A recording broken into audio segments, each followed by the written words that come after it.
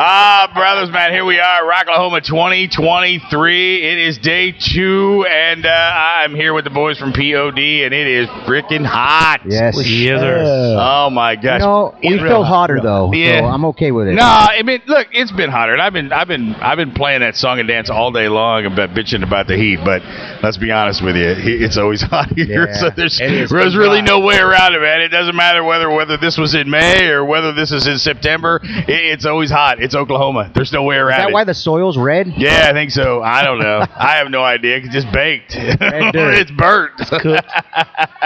So then, what's been going on with you guys, though? I mean, I was kind of looking at the site, and what's been happening. Well, the site's getting rebuilt. Is it? We're going to be going live, I think, in about a week or so with a new website. I think September 11th. Yeah, and we're going to be dropping some new music this month. Nice. Cool. Just shot a new video. Beautiful. So there's a lot of stuff going on. I think that we just can't wait for you guys to hear it, because when you put all this effort into your art and music, you're kind of like, you're sitting on it for a long time, and you're like, dang, I just can't wait. But there's a process on putting all that out. You being in radio, you know that, man. Dude, I know it. And me being an old timer in radio, that the process is different now. Oh, yeah. And the way you got to present that process isn't like that process like it was 10, 15, 20 years ago. It's a lot different. So, you got to think it out. Yeah. It's the same thing. I try to explain to my friends. I'm like, why do you think when you hear, oh, yeah, they shot that movie 3 years ago, but it barely came out, and it's winning awards now, and they look completely different. The actor has long hair down. I'm like, yeah, they shot that a long time ago. That's why. Right. It's the same thing with a record. We recorded this thing, last year. Yeah, last year. All through COVID and stuff. And it was a process, and it's been finished for quite some time, and we just can't wait to drop it, dude. So, I mean, are you going to do it traditionally?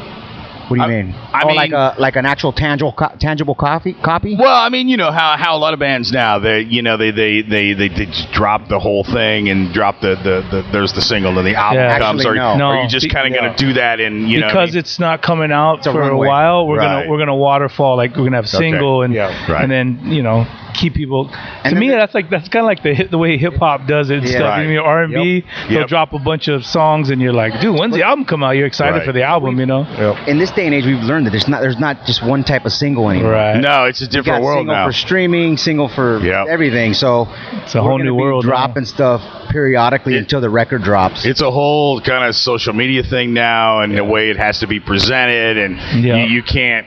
Because the ADHD world now, when you're trying to create new fans, it's not like a guy my age, man. You drop the single, you love it, and then you wait for the album, and you're gonna go buy it, and you're gonna look at it, and you're gonna read it, you're gonna see who the guys thanked. No. It's not that thing now. Buying albums anymore. Yeah, nobody buys albums anymore. That's sad. They buy the vinyl. They buy the vinyl. Yeah, the vinyl's still kind of a thing now, so they do that. And I think in a totally separate band, just because I'm good friends with Christian Mikado, and what those guys have done in Lions at the Gate. They signed it with a big management deal and all that, but it's taken them forever the way they've done it real slow, which is kind of really interesting the way they did it. They didn't just throw them out there. Right. And so it's kind of interesting the way they did those guys. They picked them up and they just released a song, and then they let that kind of simmer, and then they released a song. They didn't push it to radio. They didn't. And that's a different animal altogether too, because now I'm on this big streamer. Right. Radio's a different animal too. Yep. Yeah. Trying to present stuff there. You don't even know what to do. Well, I mean, radio. I don't want to talk bad about a medium that I was in for 30 years, because it gave me the career that I've had and I have, and it's made where I have a ton of great friends and all that. But it's a different medium now. Yeah. It's harder to push new music, and there's guys that here's this, and it doesn't have the longevity, and it costs money. Oh yeah, it's a whole new animal. Other animal now. There's not that PD at a station somewhere, and he gets excited. Wants to play your music. Now he's got to go through that guy at the top of the building, and he's like, I don't know, Anyway, so we can talk about that forever. Well, hopefully by the time my record comes out, you'll have heard a bunch of songs, seen a bunch of videos, but it's cool that you guys are getting new music together and all of that, and because it has been a minute. Has been 2018. And it's good. I think there's a ton of heritage, and I think people are ready for that. Yeah. So, and there has been sort of kind of a push for kind of that, I love the NU, the new metal thing that's kind of coming kind of a resurgence. That's what they're telling us. Right, exactly. I don't know where they came up with the NU on that new metal. I don't know where that ever derived from, but I've seen that. The kids got the look like back in the day. Exactly. So we'll see. I hope that people just dig it, A reminder of how'd you put it, heritage, or how much more heritage we are when we meet some of these younger bands that want to sound like new metal. They're like, we're trying to sound like that time era, and I'm like, well, we lived it and we're still here. Right.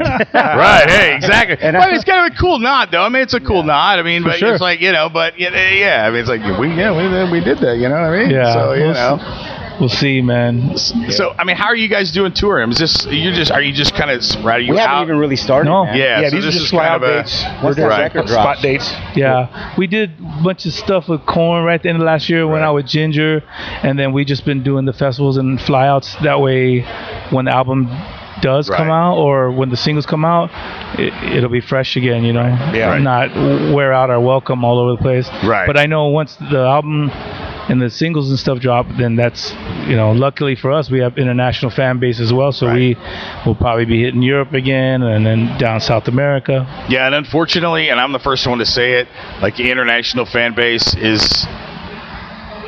they're much more loyal than the American fan base is. They just are. Big time. Right or wrong. I mean, the American fan base is a much more fickle beast. Yeah, we're spoiled. Yeah, I mean, we just, We've been blessed as a band, though. I think our fan base is pretty ride or die. Yeah. Even here in the States. It's just a lot of them were misinformed. A lot of people, we still hear today, they didn't even know we were a band. Yeah. And it's funny because even some of them pop fans from TRL, the MTV days, they still love the big hits. Yeah. But then they're like, P.O.D, are they still around? And we're like, wow, how do you guys not know that? And we're like, dude, we're like a TV show away from letting everybody know that we're still here. You know what I'm saying? We've been grinding forever. Still watching TV. I'm like, we're right here, dude. Like, I mean, all you have to do is look. I mean, you guys have never really stopped. I mean, you're still been out there. I mean, maybe you're not putting out a single album every year. Maybe you're not, but you're still out of the tour circuit. You've still been doing things. It's you haven't been doing worldwide tours every year, but hell, who can afford that anyway? But because everything costs so much money. We're not on MTV all the time. Well, who is on MTV? It doesn't exist. But you know what I mean? I mean, it's just it is the way it is. But I mean, bands don't disappear. It's just the people aren't finding them. Unless you're on YouTube or you're on the Spotify playlist. The landscape on social media. It's all together. There's a lot more lazy. Yeah. We used to go to record stores and they used to have a record player sitting out or a CD player, and you get to put in it. This album cover looks cool. It's in the metal section or it's in this section. With headphones. And then you put it in and listen to it, be like, skip song. You know what? I like this. I'm gonna buy this. Dude, you know how many? I'll date myself. I'm 55 years old, so. I remember, and I kind of listened to it. I remember getting Metallica's album like when it first came out, that kind of thing. But I remember going to those record stores, me and a buddy, and I grew up in Kansas City, and you go to whatever record store it was at the mall or whatever. There was that section. There was that section, and it was just metal. And you'd skim through, you'd look through, like you'd run across, one of the albums that came into play, like Exodus, Bottom by Blood. You see that, you look at that album cover, you're like, first of all, it was cool. First of all, your parents might see it. They'd just be like, God, and you'd buy it. You had no idea what it sounded like, but you took it home, and you're like, wow, this is awesome. But, I mean, there was a lot of that. Yeah, sometimes you'd buy one, you're like, oh, God, this is terrible. But, those days where... and it created... mixtape. Right. Oh, mixtapes were, the best. The artist and the little line on the cassette tape, and it'd have, like, 20 songs on one side, you know what I mean, or whatever. And they'd be like, hey, thanks for giving me a tape, bro, because I couldn't afford to go out and buy it. They would record it for me. Ultimately, what that did, and what created that whole, it was the attachment to the music, the attachment to a band, which doesn't exist as much today. It's the attachment that you had, that you went and you bought it. They became your favorite band, whatever that was, or even the attachment to the genre that you loved. and you went and supported it. And I don't fault kids today. I don't fault them for that. It's just everything is so quick and it's so fast, and it's one-offs, and it's Spotify. And I'm not picking on Spotify because anytime you can, your attention span is very gone, and so you're not. It's not a part of your world instant anymore. gratification world. Yeah, it's a soundtrack of your life as opposed to it being a part of your life, and that's kind of where it is. So that's where guys like you and you know, some of the bands are trying to find that way to navigate that and put that into a different. You know, it's cool that guys like me love it, but you want to get that into the younger generation. I think Generation X is probably one of the last generations that actually appreciates what 4 or 5 people are doing together on a stage to create a sound. I think that this new generation doesn't even understand or care to understand what that means. No. It's all about me, by myself.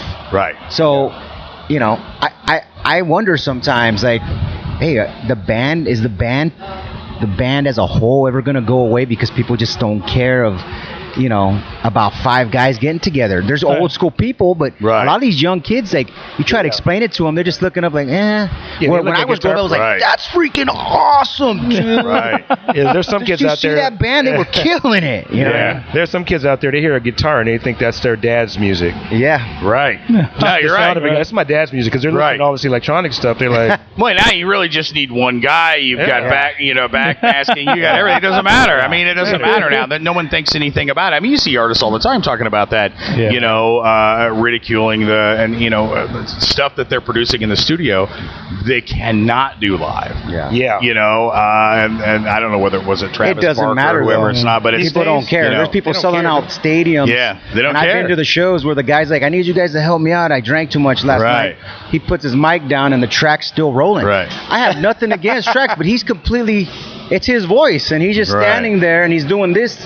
I mean, when you're reeling it in, that's bad. And the crowd's still singing. I'm like, you're basically DJing your own stuff. Unfortunately, rock bands are doing that too now, you know? No, it's bad. Look, I had a conversation with the guys in the band Kicks earlier, okay? Those guys are still doing their thing, but they're wrapping it up, okay?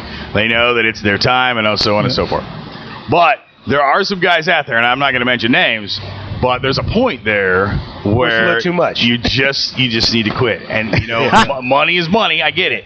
Okay, a paycheck is cool, but these are guys that don't need a paycheck. And so I think what you're doing is disservice to the fans out there spending the money, and they're going, but I mean, fans don't care though. That's sad. I mean, I don't want to go see Santa crap out songs that he can't sing. And I'm not mentioning names, but we know what I'm talking about. I just don't want to see it. God. I mean, I get it. Look, it's like a boxer or anything else. Okay, look, he doesn't. You know, guys don't want to give. Look, it's in your blood. You want to go out and do it. You want to do you still want to do it, but maybe there's a time that you're not doing it for the right reason. Maybe it's a time when the outfit just doesn't fit the same way. It don't fit the same way anymore. You know, I'm just saying. I'd be fine with tracking vocals in. Well, let me set the record straight. I'm good. I'm not saying that's a bad thing or a good thing, but I am just gonna say that people don't care. No, you're right. I'm not gonna say the artist to a specific concert, and that's what I saw, and the place was going off, and they didn't care that his mic was down, and he's like, singing along to himself. That's crazy. And I go, dude, and they're buying his merch, and I was like, you know what, dude? You know what?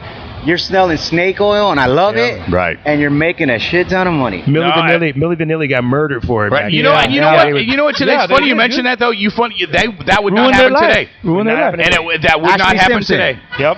It would not happen today. It would not happen today. Remember Ashley Simpson on SNL? She got ridiculed when her tracks broke down. And you know that would not happen today. Like I said, none of that would happen. They would be. It would because it's more of the norm. They've accepted. They've accepted it. More the norm. Cardi B recently. Somebody threw a drink at her. Remember? And then she threw a mic at them. The track's still rolling, and she's still singing. The mic's in the audience. Her voice is still going. Trying to get her mic back, and it's still going. She's mad dogging the girl. Hey man, shame on the audience for not wanting more and expecting more. I agree, and I agree with what you're saying, and I'll say the name. I mean, you go to a Motley Crue concert, okay, but the people are still going. They're spending huge dollars, and this is my personal opinion. Yeah, it's all good. My opinion doesn't mean shit, really. At the end of the day, because these people are spending their money. Well, they're still making I think that it's just kind of a disservice. But who am I? because these shows are selling huge numbers, right? And you know, good for them. Yeah. But they're not going to get my money. Yeah. It doesn't matter. They don't need my money. But I'm just saying. Yeah. I just think it's a shame. You'll get a comp ticket. You know, well, you probably. I didn't even go with a comp ticket. That's all. Yeah. Anyway, we don't want to get on that. You'll get GA ticks. right. We're gonna see them front center. Balcony, you know. I remember back in the day when they let me in the back. Right, exactly. Not anymore. Oh my God, it's fantastic, guys. The guys from P.O.D, man. Look, I'm really looking forward to new music. Coming out very soon. Spring 2024. Spring 2024. Looking forward to it. Man, it's been a pleasure, man. I've loved you guys forever. Yeah, thanks. Good to be able to sit down and talk to you guys, and look forward to new stuff, man. Thank you, brother. Thanks for taking the time out, man. And it's cooling down now. So it is. And I'm excited. I haven't seen the Limp Bizkit guys in all my 30 years of radio. Haven't seen them. So they put on a great show. Yeah, they're fun. She, by the way, my other half was at the debacle of Woodstock. Oh, you were at sick. She was there. So were you the one on the piece of wood floating around the crowd? Yeah, probably was. I think she set fires. I don't know. She's starting That's fires. Why there's all the security here. They know she's here. Starting fires. Yeah. All right, guys, man. Thanks a lot. I appreciate it, brother. I hear it. You did it all for the. What did you do it for? The nookie. Oh. She forgot what she did it for. It's that long ago. Rough times at Woodstock, All right, guys, brother. I appreciate it, man. You guys take care. Back to it. Rock Rage Radio.